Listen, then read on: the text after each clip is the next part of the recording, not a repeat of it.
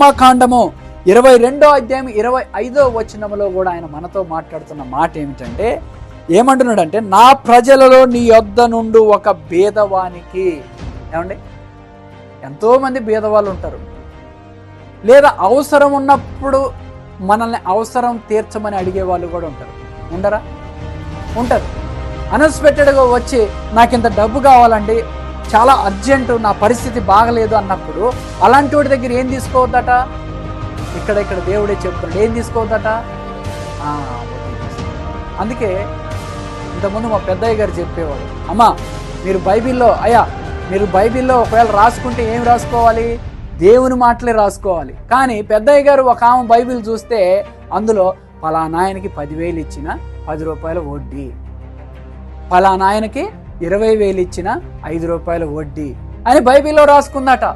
వడ్డీలు రాసుకునే పుస్తకమా ఇది? ఏమండి, వడ్డీలు రాసుకునే పుస్తకమా ఇది? అసలు వడ్డీకి ఇయ్యడమే తప్పని బైబిలే చెప్తున్నది.